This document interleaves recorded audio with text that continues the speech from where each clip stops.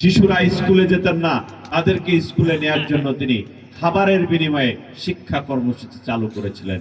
বেগম খালেদা জিয়াই এদেশে মুক্তিযোদ্ধাদেরকে সম্মানিত করার জন্য মুক্তিযোদ্ধা মন্ত্রণালয় তিনিই গঠন করেছিলেন। আপনাদেরকে আবারও অনুরোধ করব, আবারও আহ্বান করব, সকলে আপনারা বেগম খালেদা জিয়ার জন্য, জিয়া পরিবারের জন্য দোয়া করবেন।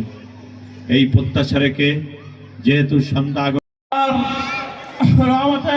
আমাদের নেতা হামিদুল ইসলাম হামিদ খানের শেষ পাবে এই বলে আমি আমার বক্তব্য শেষ করছি। সদস্য সচিব নিয়ামতপুর ইউনিয়নের অত্যন্ত জনপ্রিয় নেতা আমাদের শ্রদ্ধেয় বড় ভাই জনাব মাহবুবুর রহমান মিলন।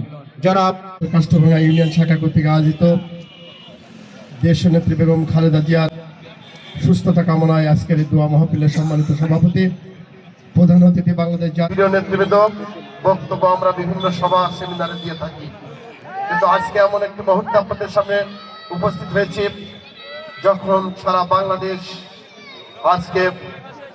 বাংলাদেশের মানুষ অত্যন্ত من الخاسرين ربنا آتنا في الدنيا حسنة وفي الآخرة حسنة وقنا عذاب النار رب العالمين কতিপয় গুনাহগার বান্দা আয় রব্বুল আলামিন তোমার শাহী দরবারে হাত উত্তোলন করেছিল মাওলা। আয় রব্বুল আলামিন আমাদের মধ্য হইতে যার দুইখানা হাত তোমার কাছে পছন্দনীয় হয় তার দুইখানা হাতের উসিলায় আমাদের সমস্ত জিন্দেগির গুনাহ খাতাগুলো মাফ করে দিন। আয় রব্বুল আলামিন আসমানের নিচে জমিনের উপরে আমাদের চেয়ে বড় গুনাহগার দ্বিতীয়টা কেউ নাই, এমন কোন গুনাহ নাই আমরা করি নাই। সগীরা কবিরা জেনে না জেনে ইচ্ছায় অনেক বন্ধুর পাল্লাই পড়ে হাজার হাজার গুনাহ করেছিল মাওলা। আয় রব্বুল আলামিন তোমার শাহী দরবারে আমরা তওবা করছি, আর জীবনে গুনাহ করব না। রব্বুল আলামিন আমাদের তওবাকে আপনি কবুল করে নিন। রব্বুল আলামিন বিশেষ করে ফরিয়াদ জানাই রে মাওলা।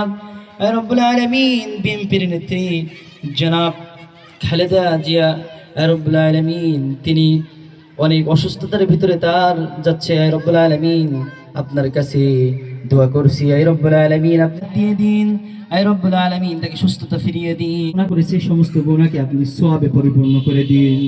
আয় রব্বুল আলামিন এই মঞ্চে সভাপতিত্ব করেছে আমার ভাই আবু জাফর। আয় রব্বুল আলামিন তাকে তুমি নেক হায়াত দিয়ে দাও। রব্বুল আলামিন তাকে তুমি সুস্থতা দান করে দাও।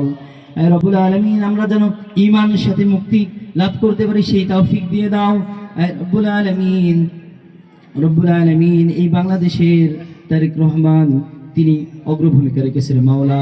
আয় রব্বুল আলামিন তাকে তুমি নেক হায়াত দিয়ে দাও।